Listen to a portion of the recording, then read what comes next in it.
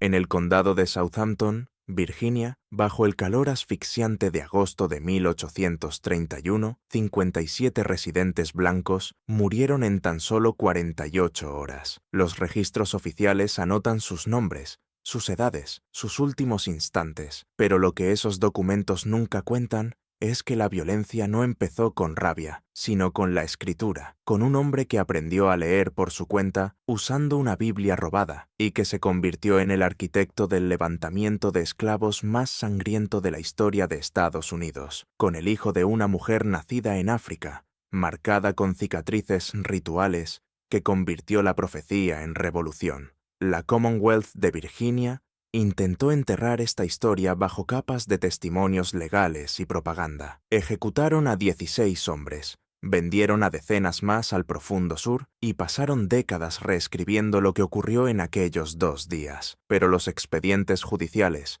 las cartas privadas y las declaraciones de testigos, muchas selladas durante más de un siglo, revelan algo mucho más complejo que la simple narración de violencia que las autoridades querían que el público aceptara. Antes de seguir con la historia de Nathaniel Turner, tómate un momento para suscribirte a Sombras del Sur y activar la campanita, porque relatos como este, historias que ponen en duda todo lo que creíamos saber sobre la historia de Estados Unidos, necesitan ser escuchadas. Y déjanos un comentario diciendo desde qué estado o ciudad nos estás escuchando. Vamos a desenterrar juntos la verdad que los poderosos se esforzaron tanto por ocultar. Lo que realmente ocurrió en el condado de Southampton no empezó aquella noche de agosto. Comenzó 31 años antes, en una pequeña cabaña donde una mujer miró a su hijo recién nacido y vio unas marcas que la hicieron llorar. Nancy Turner dio a luz a su hijo el 2 de octubre de 1800, en una cabaña toscamente tallada en la plantación de Benjamin Turner. El parto en sí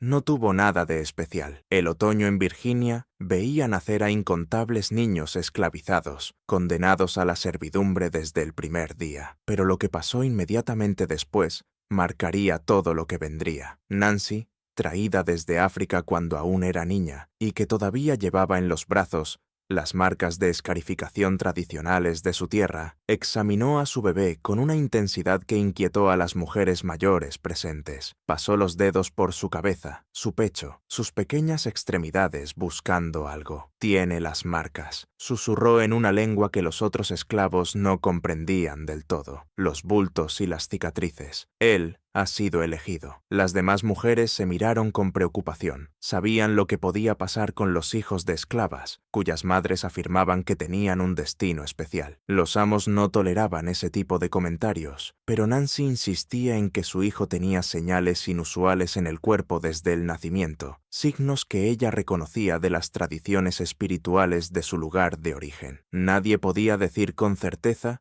si esas marcas eran reales o producto de la imaginación de una madre desesperada por encontrar sentido en una existencia insoportable. Lo que sí estaba claro era que Nancy lo creía con absoluta convicción y crió a Nathaniel con esa idea tejida en cada momento de su infancia. Benjamin Turner, el dueño de la plantación, era un agricultor relativamente próspero que trabajaba la tierra junto a su docena de esclavos. No era ni el más cruel ni el más benévolo de los amos. Se movía en ese amplio punto intermedio de hombres que aceptaban la esclavitud como una necesidad económica, sin un sadismo excesivo, pero también sin escrúpulos morales. Su esposa Elizabeth se dio cuenta muy pronto de que el chico Turner era distinto a los demás niños esclavos. Mientras los otros de su edad jugaban en la tierra o ayudaban con tareas sencillas, el pequeño Nathaniel podía quedarse horas observando las formas de las hojas, los dibujos de las sombras, el movimiento de los insectos sobre el suelo. Cuando Nathaniel tenía 3 o 4 años, mostró una habilidad que sembró inquietud tanto en los barracones de los esclavos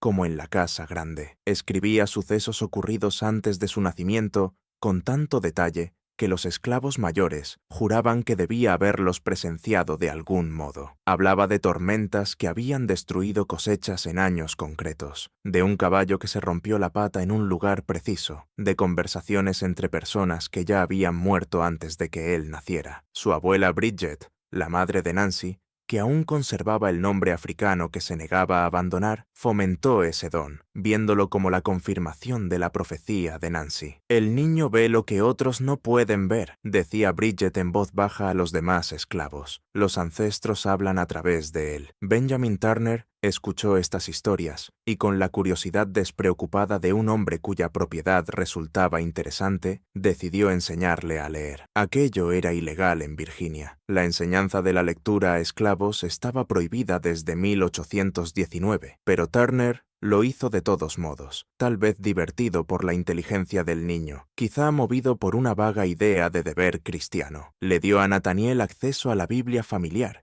y observó cómo el chico la devoraba con una intensidad cercana a la obsesión. Para cuando Nathaniel cumplió 12 años, leía y escribía mejor que muchos niños blancos del condado, pero más importante aún, había empezado a interpretar la Biblia de una manera que incomodaba tanto a esclavos como a ambos. En el Antiguo Testamento no veía solo historias de fe, sino planos para la resistencia: la huida de los israelitas de Egipto, la victoria de David sobre Goliat, la destrucción del templo filisteo por Sansón. Para el joven Nathaniel, no eran relatos antiguos, eran instrucciones a la espera de ser puestas en práctica. Los esclavos empezaron a acudir a él con preguntas sobre las Escrituras. Lo llamaban el profeta en susurros, cuidando de que los capataces no los oyeran. Nathaniel les decía que Dios le había mostrado visiones durante la noche, espíritus negros y blancos luchando en el cielo, sangre corriendo entre los campos, liberación a través del fuego y el juicio. Ayunaba durante días, se internaba en el bosque para rezar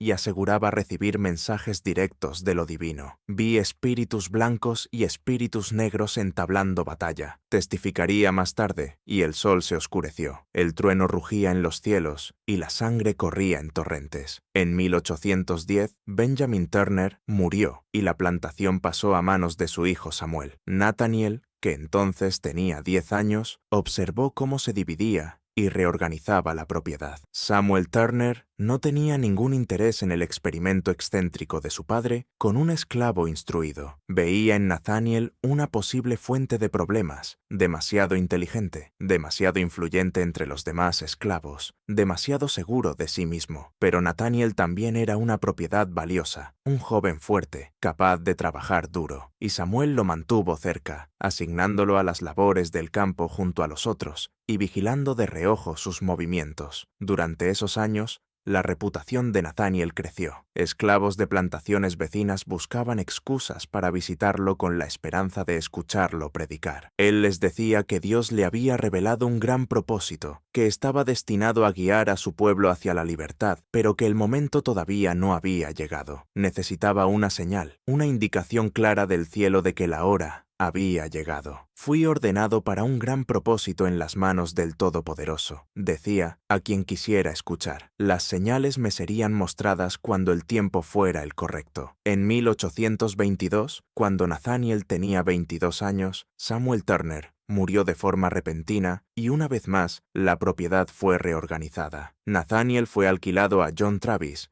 un carretero que se había casado con la viuda de Samuel. Ese arreglo, ser contratado temporalmente en lugar de vendido de forma definitiva, le dio a Nathaniel un grado de movilidad poco común entre los esclavos. Trabajaba en el taller de Travis aprendiendo el oficio de carretero, pero también recorría el condado de Southampton entregando trabajos terminados, lo que le permitía mantener la red de esclavos con la que llevaba años tejiendo contactos. La casa de los Travis era más pequeña y estaba menos estrictamente supervisada. Nathaniel encontró más tiempo para predicar, planear y esperar su señal. Se casó con una mujer llamada Cherry, perteneciente a una plantación cercana, y su separación forzada solo podía verla cuando le concedían permiso. Añadió un dolor personal a su furia teológica. Veía cómo las familias eran destrozadas por la venta, cómo arrancaban a los niños de sus madres, cómo los hombres eran azotados por las faltas más pequeñas. Cada injusticia alimentaba el fuego de su convicción de que se acercaba un juicio divino. Para 1825, Nathaniel había vivido lo que describía como una profunda visión religiosa mientras trabajaba en los campos. Vio gotas de sangre sobre el maíz, caracteres jeroglíficos y números escritos en sangre sobre las hojas del bosque. Fuera lo que fuera aquello, fenómenos reales juegos de luz, enfermedades de las plantas, su propia sangre por cortes de trabajo o alucinaciones provocadas por el ayuno y el fervor religioso. Nathaniel lo interpretó como mensajes de Dios. El Altísimo lo estaba preparando para su misión. Comenzó a bautizar a sus seguidores en la charca del molino, realizando ceremonias que mezclaban el ritual cristiano con tradiciones africanas medio recordadas que le había enseñado su abuela. En ocasiones los blancos presenciaban aquellas reuniones y las encontraban perturbadoras. La intensidad de los cantos, el fervor de las oraciones, la manera en que los esclavos miraban a Nathaniel casi con adoración. Pero el condado de Southampton siempre había sido relativamente tranquilo, sin las formas de resistencia organizada que se habían visto en otras regiones del sur. La población blanca veía estas reuniones religiosas como algo inofensivo, incluso útil para mantener a los esclavos dóciles y centrados en una liberación celestial en vez de terrenal. Estaban catastróficamente equivocados. El 12 de febrero de 1831, el sol desapareció a media jornada. Un eclipse solar cruzó Norteamérica y en el condado de Southampton, Virginia, esclavos y amos salieron a sus patios para contemplar cómo la luna iba cubriendo lentamente el sol. La temperatura bajó, los pájaros dejaron de cantar y regresaron a sus nidos. Un extraño crepúsculo se asentó sobre el paisaje al mediodía. Nathaniel Turner se encontraba en el patio de los Travis, con el rostro alzado y las lágrimas corriéndole por las mejillas. Aquella era la señal que había estado esperando. Tras años de visiones, profecías y preparativos, Dios por fin había hablado con claridad. La hora había llegado. Fue la señal que había estado esperando. Explicaría después. Debía levantarme, prepararme y matar a mis enemigos con sus propias armas. Pero Nathaniel no actuó de inmediato. Era un hombre prudente, metódico en su planificación, pese al fervor religioso que lo impulsaba. Pasó los 6 meses siguientes organizando, reclutando, preparándose. Había identificado a 4 hombres en los que confiaba por completo: Henry Porter, Hark Travis, Nelson Williams y Sam Edwards. No eran elecciones al azar. Cada uno era fuerte, decidido y tenía motivos personales para querer romper las cadenas que lo retenían. Henry había visto cómo vendían a su esposa a una plantación en Georgia 3 años atrás. A Hark, su antiguo dueño, le había prometido la libertad, promesa que se rompió cuando el hombre murió y lo dejó como parte de la herencia de Travis. Nelson llevaba en la espalda cicatrices de un azote que casi lo mató. Sam había enterrado a 2 de sus hijos, ambos fallecidos, antes de cumplir los 5 años por enfermedades que tal vez habrían sido tratables si los niños esclavos hubieran recibido la misma atención médica que los niños blancos. Nathaniel les habló del eclipse, de sus visiones, del mandato divino que había recibido, pero sobre todo les habló de su plan. Atacarían el 4 de julio, el día de la independencia de Estados Unidos, una fecha elegida por su ironía simbólica. Empezarían en la granja de los Travis y avanzarían de forma metódica por todo el condado, sumando seguidores y armas a su paso. Su objetivo final era llegar a Jerusalén, la cabecera del condado, tomar el arsenal y desencadenar un levantamiento más amplio en toda Virginia y el sur. Sin embargo, cuando se acercó el 4 de julio, Nathaniel cayó enfermo. Nadie sabe si fue una enfermedad real, una crisis de dudas o un retraso calculado. El alzamiento planeado se pospuso. Sus seguidores empezaron a impacientarse,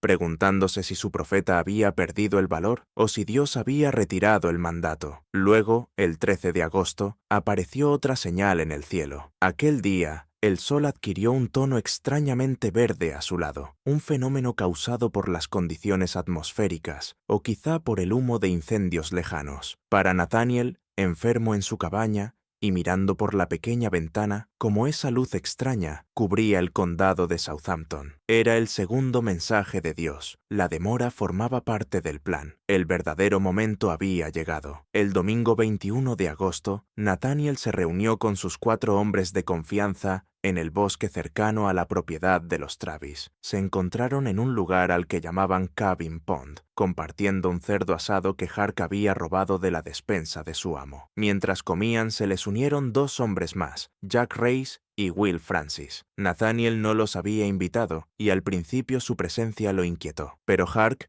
respondió por ellos, y Nathaniel aceptó sumarlos al grupo. Will Francis destacaba especialmente. Era un hombre enorme, de fuerza impresionante, con fama de violento. Años antes había matado a un capataz en un condado vecino, y aún así había logrado evitar la ejecución, siendo vendido varias veces a ambos, dispuestos a arriesgarse con una propiedad peligrosa. Will escuchó el plan de Nathaniel con expresión fría y solo hizo una pregunta. ¿Cuándo empezamos? Esta noche, respondió Nathaniel. Empezamos en la casa de mi amo, en la granja de los Travis. Tomaremos sus armas primero, luego iremos a las granjas vecinas. Al amanecer tendremos un ejército. Hablaron de los detalles mientras el sol se ponía y la oscuridad caía sobre el bosque. El plan era sencillo, pero exigía una entrega absoluta. Debían matar rápido y en silencio, tomar armas y caballos de cada granja. No dejarían con vida a nadie que pudiera dar la alarma. Cualquier persona blanca que encontraran sería ejecutada. Hombres,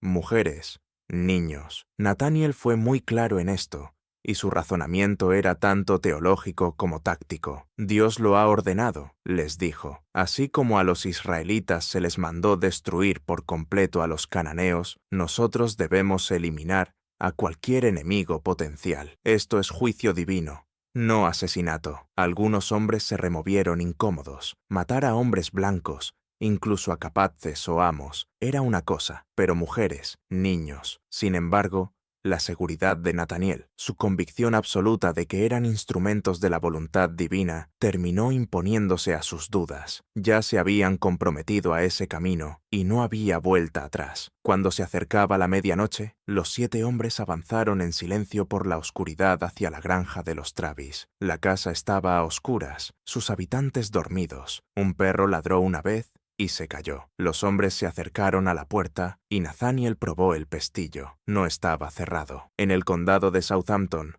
los Amarabeth echaban llave. Se sentían seguros, convencidos de que sus esclavos eran dóciles y estaban bajo control. Nathaniel empujó la puerta lentamente y los 7 entraron en la casa donde él había vivido y trabajado durante los últimos 9 años. Subieron las escaleras hacia los dormitorios, amortiguando sus pasos en la oscuridad. La familia Travis, Joseph Travis, su esposa Sarah, su hijo pequeño y otros 3 hijos del matrimonio anterior de Sarah, dormían tranquilos, sin imaginar que su mundo estaba a punto de terminar. Lo que ocurrió a continuación se relataría en los juicios, en los periódicos y en susurros aterrados durante generaciones. Los detalles concretos eran tan brutales que incluso los documentos legales intentaron suavizarlos, pero el hecho esencial era innegable. En cuestión de minutos, la casa de los Travis quedó aniquilada. Nathaniel y sus hombres recorrieron la vivienda de forma sistemática, usando hachas y machetes, porque Nathaniel les había ordenado actuar en silencio. Los disparos habrían alertado a los vecinos. Cuando salieron de la casa, llevaban la ropa manchada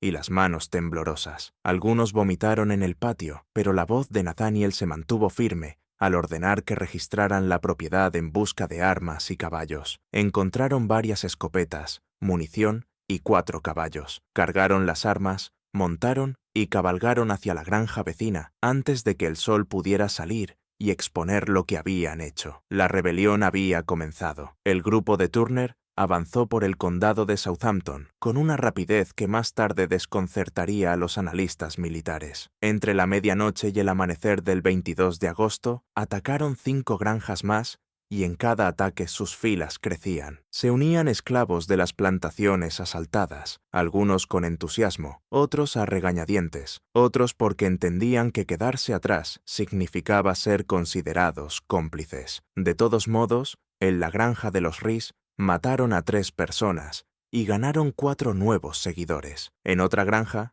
Turner, sin parentesco con Nathaniel, pese al apellido, mataron a 5 y reclutaron a 6 más. El patrón se repitió de propiedad en propiedad. Para cuando salió el sol, Nathaniel mandaba sobre unos 15 hombres, todos armados, todos a caballo, todos comprometidos con el plan, aunque el peso moral de lo que estaban haciendo empezaba a caer sobre ellos. La violencia no era caótica. Nathaniel había trazado un recorrido preciso, eligiendo las granjas en un orden que les permitiera reunir el máximo número posible de seguidores y armas antes de que la alarma se propagara, pero mantener la disciplina se volvió cada vez más difícil. Algunos de los reclutas recientes, alimentados por años de abuso y rabia, querían quedarse en cada granja para saquear y destruir. Nathaniel tuvo que empujarlos una y otra vez hacia adelante, insistiendo en que la rapidez era crucial. Debemos llegar a Jerusalén antes de que puedan organizar una defensa, repetía. Cada minuto que perdemos es un minuto que ellos ganan para prepararse. En la granja de los Whitehead,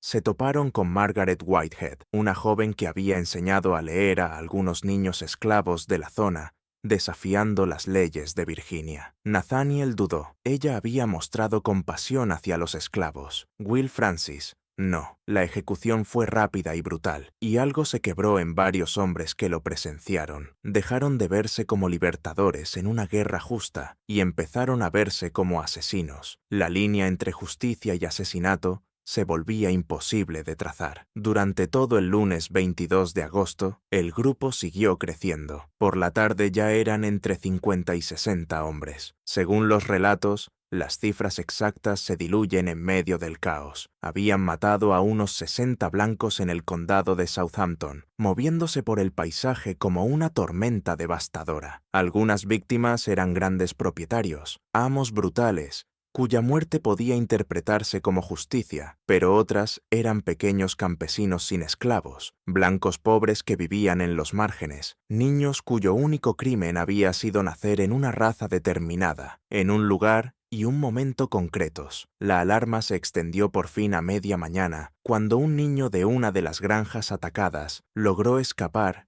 y llegar hasta la casa de un vecino. La noticia se propagó por el condado a la velocidad del miedo. Las familias blancas empezaron a huir hacia Jerusalén, abandonando sus casas y buscando la protección del número. Se movilizó la milicia del condado y jinetes partieron hacia los condados vecinos, pidiendo refuerzos. A primera hora de la tarde del lunes, la fuerza de Nathaniel alcanzó su tamaño máximo, pero la desorganización ya era evidente. Muchos de los nuevos reclutas estaban borrachos, habían vaciado las reservas de alcohol de varias granjas y mantener una marcha disciplinada hacia Jerusalén se volvió imposible. La columna se estiraba por el camino con algunos rezagados muy atrás y otros adelantándose mucho. Nathaniel intentaba mantener el control, pero él era un predicador, no un comandante militar, y la situación se deterioraba rápidamente. En la granja de los Parker, a unos 5 kilómetros de Jerusalén, se toparon por primera vez con resistencia armada. Un grupo de hombres blancos,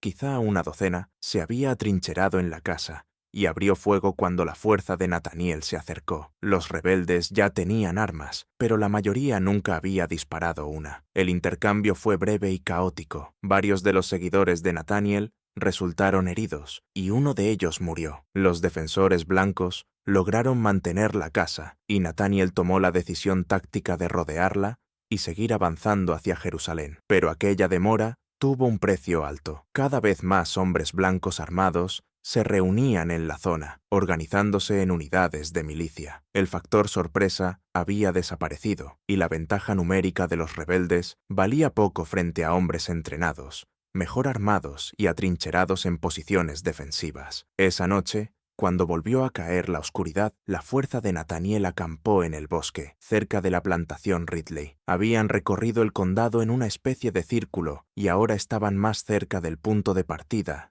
que de Jerusalén. La moral empezaba a desmoronarse. Algunos querían seguir atacando, avanzar cueste lo que cueste. Otros preferían huir, internarse en el bosque y tratar de escapar hacia el norte. Unos pocos susurraban la idea de rendirse, aunque todos sabían que la rendición significaba ejecución segura. Nathaniel pasó la noche caminando entre sus hombres, tratando de mantenerlos fieles al plan. Les recordaba visiones, las señales de Dios, el mandato divino que estaban cumpliendo, pero sus propias palabras empezaban a sonar vacías incluso para él. La rebelión se venía abajo, y él lo sabía. La población blanca estaba ya organizada, armada y llena de furia. El elemento sorpresa, la única ventaja real que los rebeldes habían tenido, se había perdido. Si sientes la tensión de este momento cuando todo lo que Nathaniel Turner había planeado comienza a deshacerse, tómate un segundo para darle like a este video y compartirlo con alguien que disfrute de los verdaderos misterios históricos. Suscríbete y activa las notificaciones, porque historias tan intensas como esta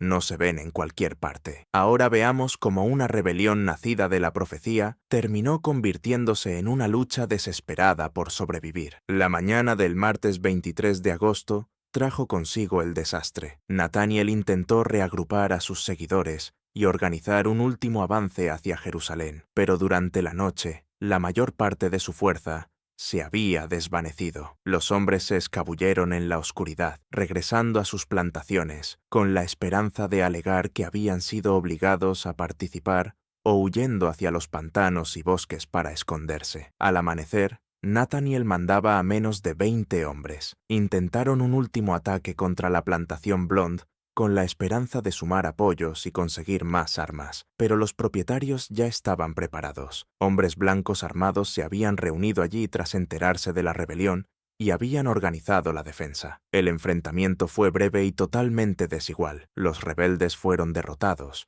dispersados por el bosque en una ruptura total de la organización. Nathaniel intentó reagruparlos, reunir los restos de su fuerza para un nuevo intento, pero era inútil. Para la tarde del martes, se movía por el bosque con apenas un puñado de seguidores, y hasta ellos empezaban a preguntarse si valía la pena continuar ante unas consecuencias que parecían inevitables. La rebelión, que se suponía iba a encender un levantamiento general en todo el sur, se había derrumbado en menos de 48 horas. La respuesta blanca fue inmediata y aplastante. Unidades de milicia de los condados de Southampton, Sussex, Isle of Wight y Nansemond convergieron en la zona. Se enviaron tropas federales desde Fort Monroe. Barcos armados patrullaron los ríos para impedir la fuga por agua. En cuestión de días, casi 3.000 hombres blancos armados estaban registrando el condado de Southampton en busca de rebeldes. Lo que vino después fue un reinado del terror que a su manera rivalizó con la violencia de la propia rebelión. Las milicias blancas mataban a cualquier persona negra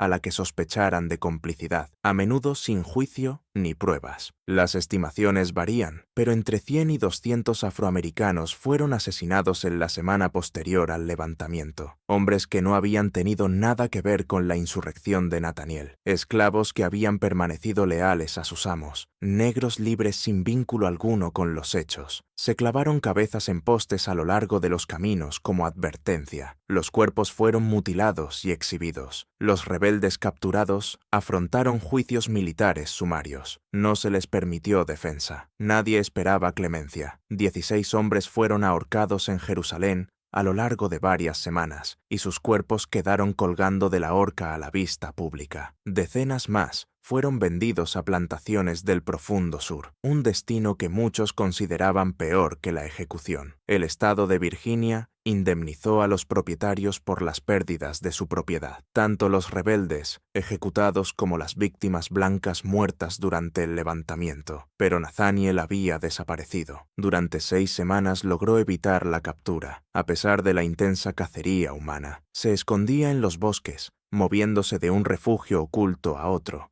sobreviviendo con comida robada y lo que encontraba en la naturaleza. Las autoridades no entendían cómo era posible, cómo podía un solo hombre en un condado relativamente pequeño mantenerse oculto durante tanto tiempo cuando 3.000 hombres armados lo buscaban. La respuesta estaba en el mismo sistema que lo había creado. Nathaniel conocía el condado de Southampton al detalle, cada sendero del bosque, cada escondite, cada cabaña amiga donde alguien podía dejarle comida o avisarle de la llegada de la milicia. Más importante aún, muchos esclavos lo protegieron con su silencio, negándose a revelar su paradero, incluso bajo amenazas de violencia. Puede que no compartieran totalmente su rebelión, pero no iban a entregar a uno de los suyos a las autoridades blancas. El 30 de octubre de 1831, un agricultor llamado Benjamin Phipps encontró a Nathaniel escondido en una especie de cueva formada bajo un árbol caído. Nathaniel estaba desarmado, debilitado por el hambre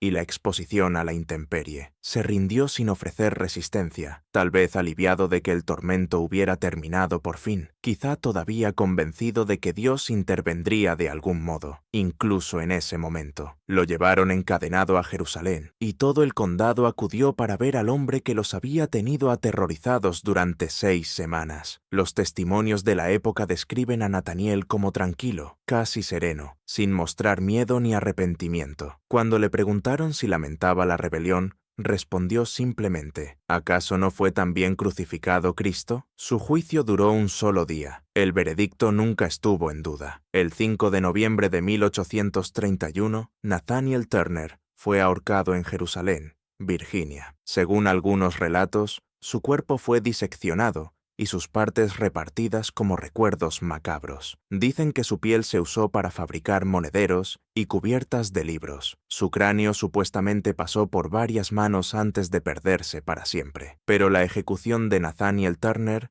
no fue el final de la historia. En muchos sentidos, solo profundizó el misterio de lo que su rebelión significó realmente y de las verdades que puso al descubierto sobre la nación que lo creó y al mismo tiempo lo negó. Antes de morir, Nathaniel pasó sus últimos días en la celda dictando su relato a Thomas Erving Gray, un abogado local que vio en ello la oportunidad de ganar dinero publicando el testimonio del condenado. Gray tituló el texto resultante The Confessions of Nat Turner y hoy sigue siendo uno de los documentos de primera mano más polémicos de la historia estadounidense. Leer el relato de Gray plantea más preguntas que respuestas. ¿Hasta qué punto recoge las palabras reales de Nathaniel y cuánto está filtrado por los prejuicios y los intereses comerciales de Gray? El abogado presentó la confesión como una advertencia para otros esclavos y como prueba de que los esclavos instruidos eran peligrosos. Sin embargo, la voz de Nathaniel, si asumimos que es realmente la suya, se percibe con una claridad y una complejidad inquietantes. Me habéis pedido que relate los motivos que me llevaron a emprender la reciente insurrección. Comienza la confesión. Para hacerlo, debo remontarme a los días de mi infancia. A lo largo del documento, Nathaniel describe sus visiones con la seguridad de quien ha vivido experiencias religiosas auténticas. El Espíritu Santo se le aparecía en los campos. Dios le hablaba directamente, ordenándole alzarse en armas contra sus opresores. Las señales del cielo, el eclipse, el extraño color del sol, eran para él mensajes divinos inequívocos de que había llegado la hora. Pero en la confesión también se revelan momentos de cálculo y estrategia que no encajan del todo con ese fervor religioso. Nathaniel escogió a sus seguidores con cuidado, diseñó el recorrido de la rebelión de forma estratégica, tomó decisiones tácticas sobre los tiempos y los objetivos. ¿Era un fanático religioso guiado por visiones o un revolucionario calculador que utilizaba la religión como herramienta para inspirar y organizar? La verdad probablemente incluye ambas cosas. Un hombre convencido de su misión divina, pero también lo bastante pragmático como para planear minuciosamente cómo llevarla a cabo. Lo que resulta llamativo por su ausencia en la versión publicada por Gray es cualquier análisis serio de las motivaciones de Nathaniel más allá del marco religioso. El documento apenas menciona la esclavitud, como si las condiciones de servidumbre fueran un detalle secundario y no la causa central del levantamiento. Gray quería presentar a Nathaniel como un loco religioso, cuya violencia nacía del fanatismo y no de una queja legítima. Reconocer la brutalidad sistemática de la esclavitud habría derrumbado ese argumento. Aún así, la realidad se cuela entre las líneas del texto. Nathaniel cuenta cómo, siendo niño, vio escapar a su padre hacia la libertad y no volver jamás. Menciona que le impidieron casarse con la mujer a la que amaba, porque pertenecían a dueños distintos. Alude a incontables humillaciones pequeñas y a crueldades mayores que presenció durante toda su vida. Sus visiones religiosas, reales o no para él, crecieron sobre un suelo abonado por 30 años de deshumanización sistemática. La publicación de The Confessions of Nat Turner sacudió el sur entero. Vendió miles de ejemplares enriqueciendo a Gray y al mismo tiempo aterrando a los blancos del sur con la imagen de un esclavo instruido, elocuente y capaz de organizar una resistencia armada. El documento se convirtió en la prueba principal para defender una mayor dureza en el control de los esclavos, nuevas leyes para impedir que aprendieran a leer, más vigilancia, castigos más severos. Pero la confesión también se transformó en otra cosa, en evidencia de que los esclavos no eran esos seres infantiles y satisfechos que los defensores de la esclavitud describían. Aquí había un hombre capaz de leer y escribir mejor que la mayoría de los blancos sureños, de citar la Biblia con la precisión de un pastor formado, de organizar y dirigir una operación militar compleja. La mera existencia de Nathaniel Turner y de su testimonio derribaba las bases sobre las que se sostenía la esclavitud. Virginia respondió con una oleada de leyes restrictivas. Se endurecieron las normas que prohibían a los esclavos reunirse para servicios religiosos. Las penas por enseñarles a leer se hicieron más severas. Los negros libres vieron limitadas sus posibilidades de movimiento y sus actividades. Toda la estructura de control sobre la población esclavizada se reforzó con el condado de Southampton como ejemplo permanente de lo que podía ocurrir si se bajaba la guardia. Pero estas leyes no podían responder a las preguntas más profundas que la rebelión había sembrado en todo el sur. Los dueños empezaron a mirar a sus propios esclavos con nuevos ojos. El sirviente leal, que había trabajado fielmente durante años, podría estar planeando algo similar. El esclavo religioso que predicaba obediencia y resignación estaría en secreto reclutando seguidores. La esclava de confianza que tenía acceso a la familia ¿podría levantarse en armas una noche? Esas preguntas no tenían respuesta, y tal vez eso resultaba aún más aterrador que la violencia misma. Nathaniel Turner había demostrado que los esclavos eran capaces de organizar una resistencia, de planear y ejecutar un ataque coordinado, de poner en evidencia que todo el sistema de control descansaba sobre un equilibrio frágil de fuerza y miedo que podía romperse por la decisión de una sola persona. En las décadas posteriores a la rebelión, las autoridades de Virginia trabajaron de forma sistemática para minimizar, reinterpretar y, en última instancia, enterrar la verdadera historia de lo ocurrido en el condado de Southampton. Se modificaron los registros oficiales, se ocultaron testimonios de testigos, y se sustituyó la compleja realidad por un relato cuidadosamente construido. El proceso empezó casi de inmediato. Una vez terminaron las ejecuciones, el gobernador John Floyd ordenó una revisión amplia de toda la documentación relacionada con el levantamiento, supuestamente para comprender lo ocurrido y evitar futuras insurrecciones. Pero el verdadero objetivo se hizo evidente a medida que ciertos testimonios desaparecían del registro oficial, que algunas declaraciones se aclaraban para encajar con la versión preferida y que los hechos incómodos se omitían discretamente de las publicaciones. La Asamblea General de Virginia convocó una sesión especial en diciembre de 1831 para tratar la rebelión. Los debates a puerta cerrada revelaron profundas divisiones en la élite política del Estado. Algunos delegados argumentaron que el levantamiento demostraba que la esclavitud era inestable por naturaleza y debía abolirse de forma gradual. Thomas Jefferson Randolph, nieto del expresidente, presentó un plan de emancipación gradual que obtuvo un apoyo inesperado entre los delegados del oeste de Virginia, donde había pocos esclavos y un fuerte resentimiento hacia el poder político de los grandes plantadores del este. Pero los delegados del este, representantes del núcleo de la economía esclavista de Virginia, contraatacaron con dureza. Sostuvieron que la rebelión fue una anomalía causada por demasiada indulgencia, demasiada libertad de movimiento para los esclavos, demasiadas reuniones religiosas, poca vigilancia. Según ellos, la solución no era cuestionar la esclavitud, sino perfeccionar los mecanismos de control. Afirmaron que cualquier discusión pública sobre emancipación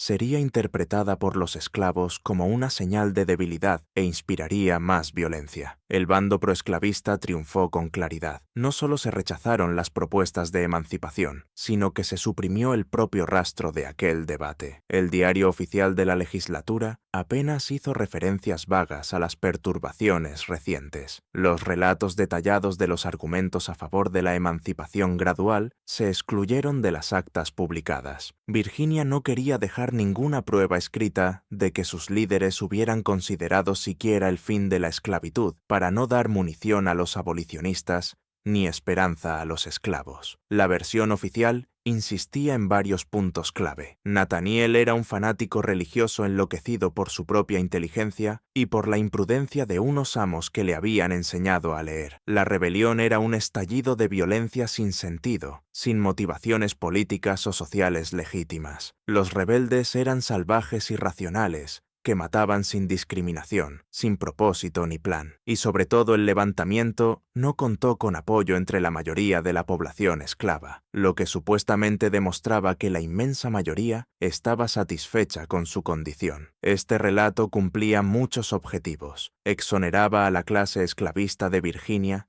de cualquier responsabilidad por haber creado condiciones capaces de empujar a la gente hacia la violencia. Reforzaba los argumentos a favor de un control más severo, al mismo tiempo que negaba que los esclavos tuvieran quejas legítimas. Convertía a Nathaniel de líder revolucionario en advertencia sobre los peligros de instruir a los esclavos y permitirles cierta libertad religiosa. La comunidad médica contribuyó a esta construcción del relato de formas especialmente inquietantes. El Dr. Samuel Cartwright, un médico de prestigio, publicó trabajos en los que afirmaba que los esclavos que intentaban huir o rebelarse sufrían enfermedades mentales que él llamó drapetomanía y disestesia aetiópica. Estos diagnósticos pseudocientíficos patologizaban la resistencia, transformando el deseo humano de libertad en un trastorno que supuestamente debía tratarse con más trabajo forzado y castigos físicos. Nathaniel Turner se convirtió en un caso de estudio para estas falsas enfermedades, y su inteligencia y liderazgo se reinterpretaron como síntomas de locura y no como prueba de su capacidad. Las iglesias de Virginia también jugaron su papel en este discurso oficial. Pastores de todo el estado empezaron a predicar sermones diseñados para reforzar la obediencia de los esclavos. Decían que la rebelión demostraba los peligros de malinterpretar la Biblia, que Nathaniel había distorsionado la palabra de Dios para justificar el pecado, que el verdadero cristianismo exigía obediencia a los amos terrenales. Se destacaban los pasajes bíblicos sobre sumisión y paciencia, mientras que los textos sobre justicia y liberación se omitían o se reinterpretaba su sentido. La Asociación Bautista de Virginia emitió declaraciones formales condenando la rebelión y recomendando aumentar la instrucción religiosa de los esclavos, pero solo bajo el control estricto de ministros blancos que enseñaran doctrinas aprobadas. Aún así, la versión oficial no pudo borrar por completo otros relatos que circulaban entre la población esclavizada de todo el sur. En las conversaciones en voz baja de los barracones, Nathaniel Turner adquirió otro significado, el de un hombre que se había atrevido a devolver el golpe a sus opresores, que había demostrado que la resistencia era posible, que probaba que los esclavos no eran víctimas pasivas, sino posibles protagonistas de su propia liberación. Las historias que se contaban no se parecían mucho a la confesión publicada por Thomas Gray. En los relatos de los esclavos, las visiones de Nathaniel se tomaban como válidas, no como síntomas de locura. Se le veía como un profeta en el sentido bíblico, un hombre elegido por Dios para sacar a su pueblo de la esclavitud, cuyo fracaso no era un juicio sobre su misión, sino solo una prueba de que el tiempo aún no había llegado. La violencia de la rebelión se interpretaba como juicio justo, comparable a la destrucción de Egipto o a la conquista de Canaán por los israelitas. Eran narraciones incómodas,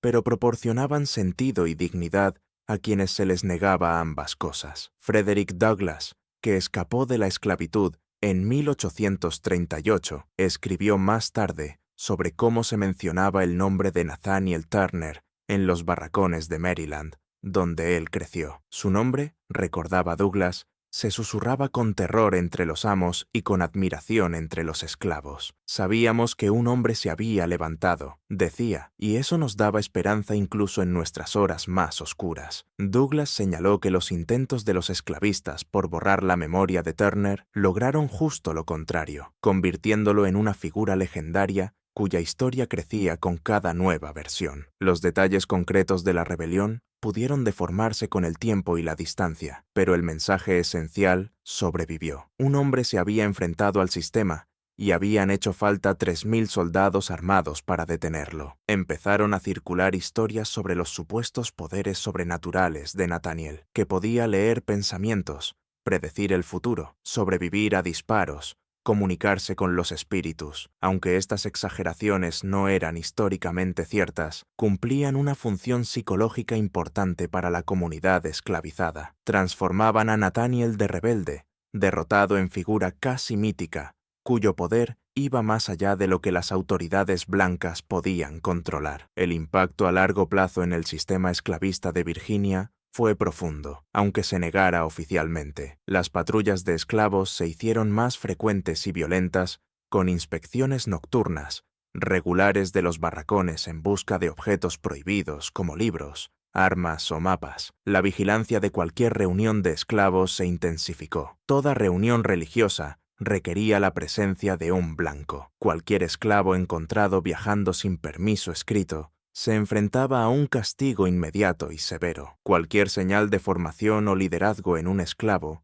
se convirtió en motivo de sospecha y a menudo en excusa para venderlo a una plantación del profundo sur, donde quedaría aislado de su entorno y de sus redes de apoyo. El impacto económico también fue medible, pese a los esfuerzos por restarle importancia. Las primas de los seguros para esclavos varones de entre 15 y 40 años aumentaron de media un 30% en Virginia y los estados vecinos. Los hacendados que antes permitían a sus esclavos cierta libertad de movimiento empezaron a implantar sistemas de control estrictos, registrando en todo momento el paradero de cada persona esclavizada. El costo de mantener ese control, más capataces, más patrullas, más supervisión administrativa, redujo la rentabilidad de la esclavitud en Virginia y contribuyó a que el Estado se orientara poco a poco hacia la venta de esclavos al profundo sur, en lugar de mantener grandes plantaciones propias. La productividad agrícola del condado de Southampton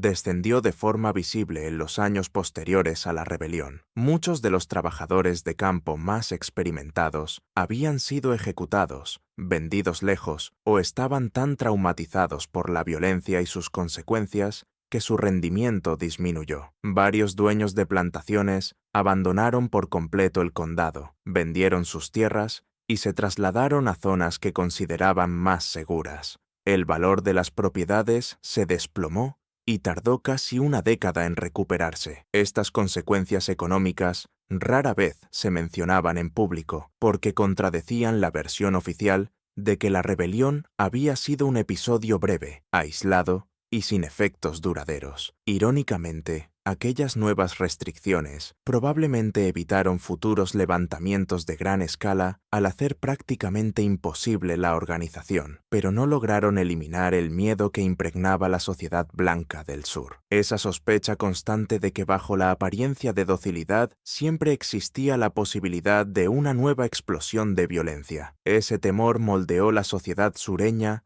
en detalles grandes y pequeños, alimentando la mentalidad de plaza sitiada que terminaría desembocando en la secesión y la guerra civil 30 años más tarde. Para la población esclavizada, el condado de Southampton se convirtió en un punto de referencia, un momento en el que lo imposible había sido realidad, aunque solo fuera por un instante. El nombre de Nathaniel Turner se pronunciaba con cautela, a menudo en clave, pero se pronunciaba. Las canciones empezaron a incluir referencias veladas a su rebelión. Las historias se transmitían de generación en generación, cambiando en la forma, pero conservando el núcleo esencial. Hubo una vez un hombre que se alzó y devolvió el golpe, una canción surgida en la década de 1840, recogida por investigadores muchos años después, incluía estos versos aproximados. Viejo Nat Turner se libró, nos mostró lo que se podía hacer. Aunque al final lo capturaron, la libertad ganó otro aliado. Se cantaba en funerales, bodas,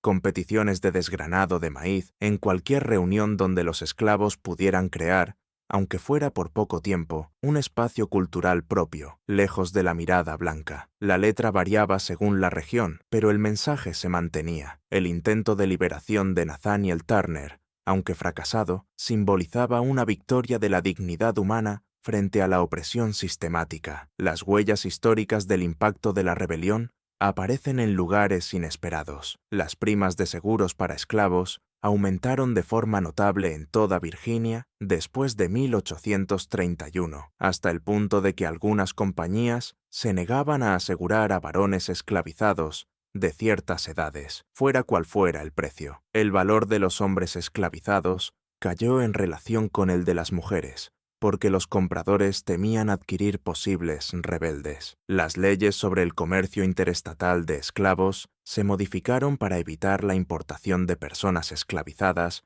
procedentes de estados del norte, donde podían haberse visto expuestas a ideas abolicionistas. Los impuestos de importación sobre esclavos se ajustaron para desincentivar la entrada de personas de África o el Caribe, regiones asociadas con tradiciones revolucionarias más fuertes. Toda la estructura económica y legal de la esclavitud se reajustó como respuesta a aquellas 48 horas en el condado de Southampton. Las legislaturas estatales de todo el sur aprobaron leyes que mencionaban de forma explícita los disturbios recientes en Virginia como justificación para imponer nuevas restricciones. Carolina del Sur prohibió que los negros libres regresaran al estado después de viajar fuera de sus fronteras. Georgia vetó que los esclavos aprendieran oficios que pudieran darles demasiada independencia. Alabama prohibió toda reunión religiosa de personas esclavizadas si no estaba supervisada por observadores blancos. Estas leyes, aprobadas en estados situados a cientos de kilómetros de Southampton, mostraban hasta qué punto la rebelión de Nathaniel Turner había sacudido los cimientos de todo el sistema esclavista sureño. En el norte, los abolicionistas reaccionaron con una mezcla compleja de horror ante la violencia y comprensión de que las acciones de Nathaniel eran una respuesta lógica a la opresión estructural. William Lloyd Garrison publicó el primer número de The Liberator en enero de 1831, 8 meses antes del levantamiento, y lo ocurrido en Southampton dio un carácter urgente a sus advertencias sobre las consecuencias de mantener la esclavitud. Garrison fue muy cuidadoso en su postura ante la rebelión. Condenó la violencia, pero insistió en que era la esclavitud misma la que creaba las condiciones que hacían inevitable ese tipo de estallidos. Lo que tanto tiempo hemos anunciado ha sucedido, escribió en septiembre de 1831. Los esclavos se han levantado en sangrienta rebelión. La culpa no recae sobre ellos, sino sobre quienes los han mantenido encadenados y les han negado todo derecho humano. Quienes hacen imposible el progreso pacífico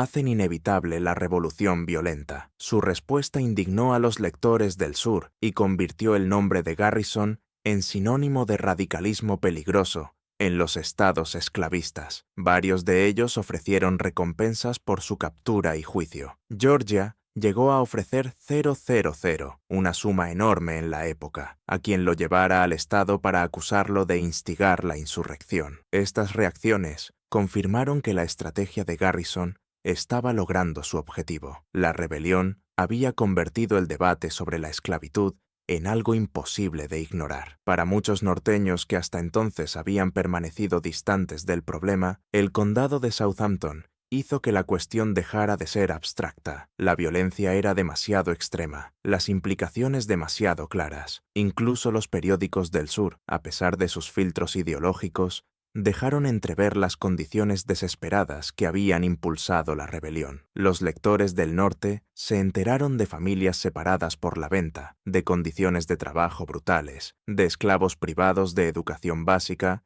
y de libertad religiosa. La rebelión se convirtió en un catalizador para el crecimiento de la oposición norteña a la expansión de la esclavitud, incluso entre aquellos que aún no estaban dispuestos a apoyar una abolición inmediata. El levantamiento también influyó en el desarrollo de la ideología proesclavista de formas que marcarían la cultura sureña durante décadas. Los intelectuales del sur empezaron a construir argumentos sofisticados en defensa de la esclavitud como un bien positivo y no solo como un mal necesario, en reacción directa a la amenaza que veían en Nathaniel Turner. Si los esclavos eran tratados bien y estaban contentos, decían, hombres como él no podrían existir. Su mera existencia, por tanto, demostraba que era imprescindible un control más estricto y una justificación ideológica más fuerte. Esta reacción defensiva moldeó la cultura política e intelectual del sur durante los 30 años siguientes y creó el marco mental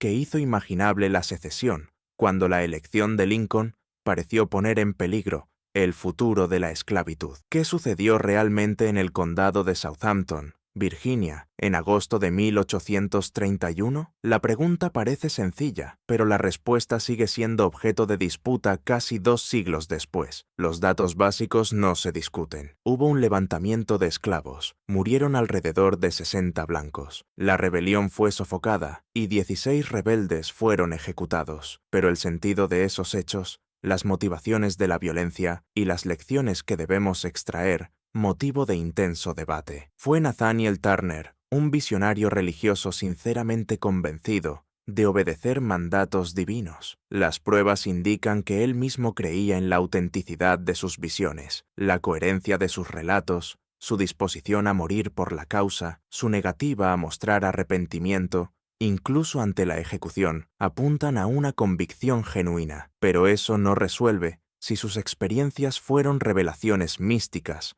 o respuestas psicológicas a unas condiciones insoportables. Tal vez fueran ambas cosas. Quizá la mente humana sometida a suficiente presión genera las visiones que necesita para justificar actos que la razón por sí sola no puede impulsar. Fue un revolucionario político que usó la religión como herramienta para inspirar seguidores. Su planificación cuidadosa, su pensamiento estratégico sobre rutas y objetivos, su comprensión del contexto político más amplio, revelan una inteligencia calculadora. La rebelión no fue un estallido improvisado, sino una operación militar coordinada con metas definidas. Pero ese cálculo no excluye la fe. A lo largo de la historia, muchos movimientos revolucionarios han combinado una certeza espiritual con una estrategia práctica. ¿Fue la violencia justificable? Esta pregunta persigue a cualquiera que examine la rebelión con honestidad. El asesinato de niños, de mujeres que habían mostrado compasión hacia los esclavos, de pequeños granjeros sin propiedades ni poder. ¿Cómo encajar esas muertes en cualquier marco moral coherente? La respuesta de Nathaniel,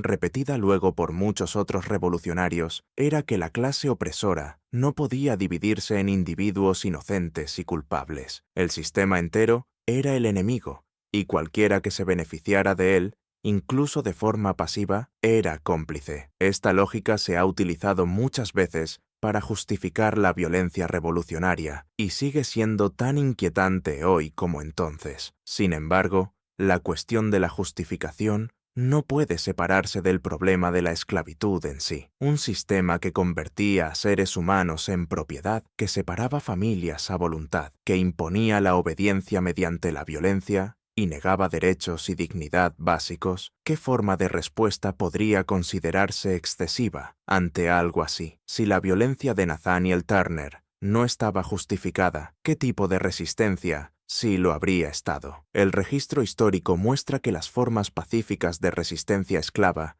recibían como respuesta a la violencia, que los intentos de fuga terminaban en torturas y muerte, que incluso los gestos más modestos de afirmación de humanidad eran castigados con brutalidad. Los documentos judiciales y los relatos contemporáneos dejan ver un esfuerzo deliberado por borrar ciertos aspectos de la rebelión. La extensa red de apoyo entre esclavos que mantuvo escondido a Nathaniel durante 6 semanas apenas se menciona. Nunca se contabiliza cuántos esclavos lo protegieron guardando silencio. La posibilidad de que su levantamiento inspirara otras formas de resistencia posteriores se niega de manera sistemática. Estas ausencias en la documentación son tan reveladoras como lo que sí se escribió. Las Confessions de Thomas Gray son la fuente principal para comprender las motivaciones de Nathaniel, pero se trata de un texto profundamente problemático. Gray tenía incentivos económicos para exagerar la historia, motivaciones políticas para presentarla de manera favorable a la esclavitud y prejuicios personales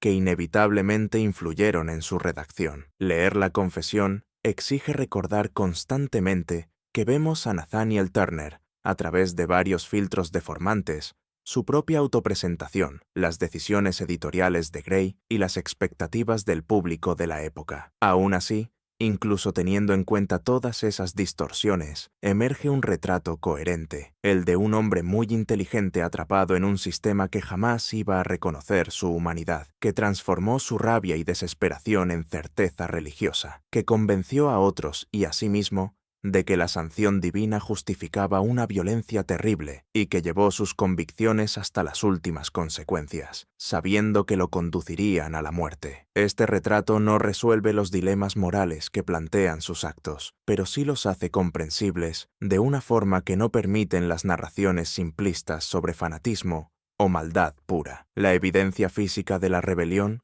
casi ha desaparecido. Las granjas donde se produjeron los ataques han sido reconstruidas, vendidas, transformadas. El árbol bajo el que se escondió Nathaniel cayó y se pudrió hace mucho. El juzgado donde fue condenado ya no existe. Incluso sus restos fueron tratados con tal brutalidad y dispersados de tal manera que no queda nada que marque su existencia. Esta desaparición fue intencionada. Virginia no solo quiso eliminar a Nathaniel Turner, sino borrar cualquier recuerdo que pudiera inspirar futuras resistencias. Pero la historia sobrevivió a pesar de todo. Sobrevivió en la memoria popular de las personas esclavizadas, en los temores del sur blanco, en los argumentos de los abolicionistas y, finalmente, en el registro histórico que ni siquiera la censura pudo silenciar por completo. ¿Qué piensas tú de la historia de Nathaniel Turner? ¿Fue un profeta? ¿Un revolucionario? ¿Un asesino? ¿O las tres cosas a la vez? Déjanos tu opinión en los comentarios. Si este misterio histórico te ha fascinado y quieres más contenido que explore los rincones más oscuros de la historia de Estados Unidos, suscríbete a Sombras del Sur, activa la campanita y comparte este video con alguien a quien le gusten las historias que cuestionan la versión oficial del pasado. La verdad siempre es más compleja que los relatos simples que nos enseñan. Hoy en el condado de Southampton no hay monumentos a Nathaniel Turner. No existen placas oficiales que señalen el lugar donde empezó la rebelión o donde terminó. Las ubicaciones de su juicio y su ejecución solo aparecen en registros históricos especializados. Durante casi un siglo después de su muerte, mencionar su nombre en público se consideraba peligroso e inapropiado. Ese silencio dice mucho sobre hasta qué punto la rebelión sacudió a la sociedad sureña. Los hechos que las autoridades desean exaltar se convierten en fiestas, monumentos y mitos fundacionales. Los que quieren olvidar se entierran bajo capas de silencio y omisión. La intensidad del silencio de Southampton en torno a Nathaniel Turner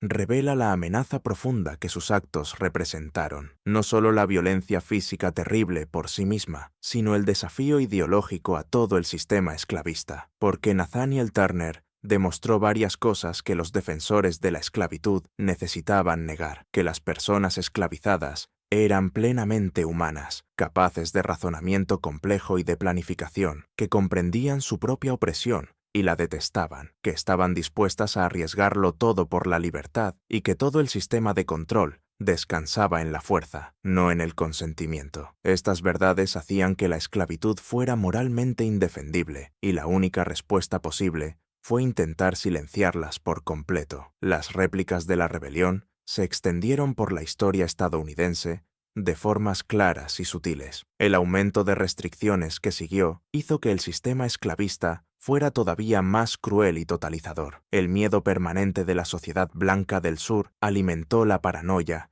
y la actitud defensiva que estallarían en la secesión de 1860. La prueba de que una resistencia violenta era posible, aunque fracasara, influyó en los cálculos tanto de abolicionistas como de esclavos. En las décadas previas a la Guerra de Secesión, cuando las tropas de la Unión ocuparon el condado de Southampton durante la Guerra Civil, los antiguos esclavos ya ancianos les contaron historias sobre Nathaniel Turner que habían circulado durante 30 años. Algunos detalles se habían distorsionado o exagerado, pero el relato central seguía intacto. Un hombre se levantó y luchó, y por un breve momento sembró el terror en el corazón de la clase opresora. Ese recuerdo sostuvo a muchas personas durante 3 décadas más de esclavitud y les dio esperanza de que la liberación era posible, incluso cuando parecía inimaginablemente lejana. Los historiadores actuales siguen discutiendo el lugar de Nathaniel Turner en la historia de Estados Unidos. Algunos lo consideran un héroe de la libertad, otros lo ven como un fanático religioso y otros lo describen como una figura trágica cuya violencia fue a la vez comprensible e imperdonable. La verdad probablemente incluye todas esas miradas y alguna más. Fue un ser humano complejo, moldeado por circunstancias imposibles, que tomó decisiones que aún nos inquietan porque no encajan en categorías morales sencillas. Lo que sí está fuera de duda es que aquellas 48 horas en el condado de Southampton cambiaron la historia del país, aceleraron la defensa a ultranza de la esclavitud en el sur como institución positiva, en lugar de simple mal necesario. Fortalecieron el movimiento abolicionista al ofrecer pruebas irrefutables de la brutalidad del sistema y del deseo desesperado de libertad de sus víctimas. Influyeron en la creación de sistemas de control esclavista en todo el continente americano, cuando otras sociedades esclavistas estudiaron la reacción de Virginia e implantaron restricciones similares y demostraron que las personas esclavizadas no eran víctimas pasivas que esperaban a salvadores blancos, sino agentes activos dispuestos a arrancar su libertad por la fuerza si no quedaba otra opción. Esta verdad era demasiado peligrosa para admitirla abiertamente. Por eso se cubrió con capas de propaganda,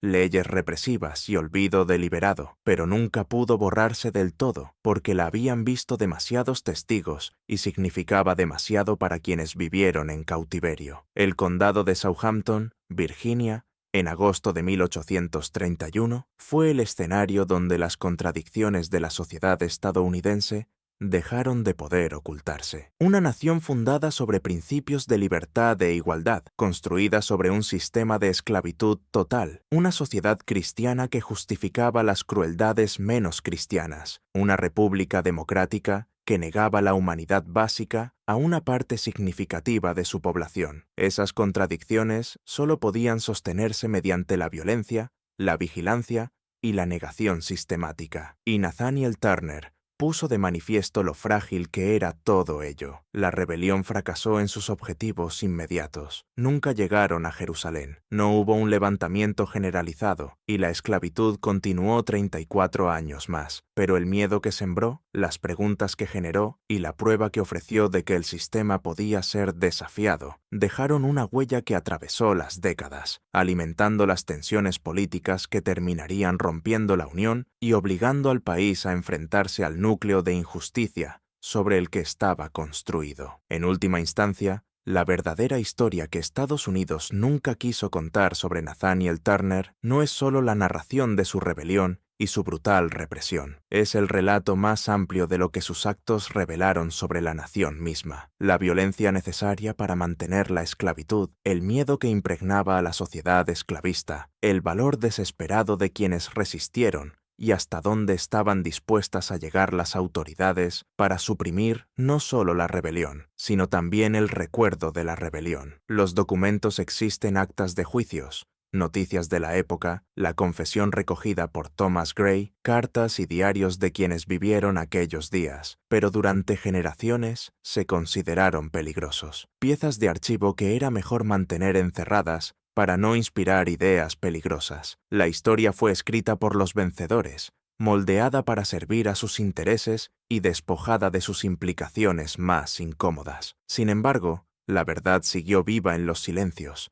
en las miradas nerviosas de los blancos hacia sus esclavos, en las canciones susurradas en los barracones, en el endurecimiento de las leyes que delataba un miedo constante. Southampton County, Virginia, agosto de 1831. 2 días que lo cambiaron todo, sin oficialmente cambiar nada. Una rebelión aplastada, pero jamás del todo olvidada. Una historia enterrada, pero nunca completamente destruida. Esa es la verdad que Estados Unidos nunca quiso escuchar. No solo que Nathaniel Turner encabezó una rebelión de esclavos, sino que demostró que la esclavitud solo podía sostenerse mediante el terror, que dejó al descubierto la mentira en el corazón del sistema y que sus actos, por muy perturbadores que sigan siendo, fueron el resultado inevitable de una institución tan injusta que solo podía engendrar violencia como respuesta. Las autoridades ejecutaron a Nathaniel Turner, descuartizaron su cuerpo y trataron de borrar su memoria, pero no pudieron eliminar las preguntas que obligó al país a hacerse, preguntas que solo una guerra civil